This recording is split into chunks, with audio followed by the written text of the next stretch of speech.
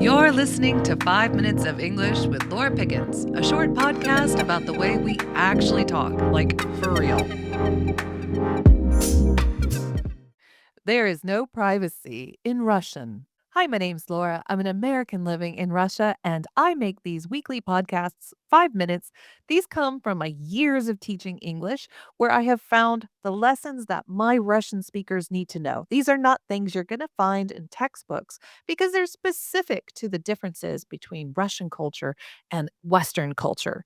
And this is a big one. The concept of privacy is not a natural one in the Russian language. Now, I can hear you arguing with me already because I've taught this to many of my clients that there are words for privacy in Russian. The problem is that there's not the concept that exists as one idea that includes all the things that privacy means. So, we're going to go through the different nuances of the word private, the concept of private, and how it relates to the culture in America, England, and a lot of the Western world. Let's start with a way that a lot of people know privacy policies. This is websites that have a policy that says when you give us your data, we will not give it to anyone else. It is private. I want you to imagine there are walls surrounding your information where people cannot look in on you. We have things called privacy walls in hospitals. They're just walls separating the patient from like the door. So if someone comes into the room, they don't see the patient laying there. It's a wall between you and the outside world. It is a boundary. We have the concept of private lives, the lives that we do not share with the outside world. What we put on social media is our public lives, but some people prefer to live private lives. They put a boundary between the outside world and themselves. In American law, we have the phrase expectation of privacy. It means when you are somewhere that is not considered public, you have an expectation that the outside world does not see you, does not observe what you are doing. This generally is around laws of filming. We do not allow you to be filmed in places where there is an expectation of privacy. For example, in your hotel room, it doesn't belong to you, but you expect that you are not going to be allowed to be filmed in that room. Or private business, one that is not government, one that is not open to all people.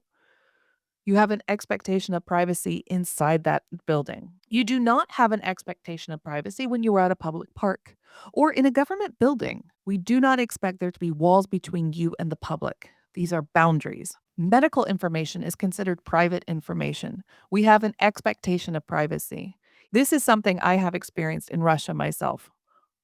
When I have been at the doctor's office and I am talking with reception, I am talking about things that are personal to me. I might be asking about what tests I want to have ordered or which doctor I want to see. This is considered private information and is not available to the other people in line. So we have large separation between the patients at reception, not just when they're with the doctor.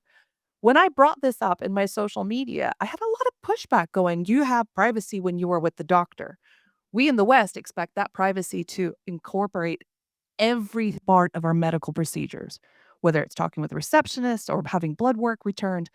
You cannot imagine how serious this expectation of privacy is in America. We have what's called the HIPAA Act, HIPAA, which is the Health Insurance Portability and Accountability Act of 1996. It is a federal law in the United States. This ensures the privacy of your medical information. The consequences of breaking this privacy are extreme. This can be something as simple as, let's say, for example, your boss tells one of your coworkers that you're pregnant. That is a HIPAA violation and a huge one. We have a large expectation of this privacy, boundaries between us and the outside world. That privacy includes our personal space. We are taught from a young age as Americans that we have a bubble around us. We put our arms out and we make a big circle and say, this is our private space. Nobody is allowed to come into this boundary without our permission. We're not just talking about no one can touch us. It includes this, but it means when you're in line, no one can stand closer than that to you. That is your private space. Topics about your private life are off limits. It's very common here. The grandmothers on the benches outside the building love to ask personal questions like, when are you going to be pregnant? How much money do you make? Where is your husband working? These questions are considered intrusions in the Western world because it breaks our expectation of privacy. It is not simply enough to say the word private means secret or personal. or autonomous. It means all of these things, but it is the boundary between us and the outside world. It is a fundamental right of being an American. This is one of the great examples of learning a language is more than just learning the word, but understanding the culture behind it. That's what we do here every week with my 5 minutes English. We dive into the cultural differences that make up our language differences so that you can understand English better, incorporate it into your own personality, and speak your own English.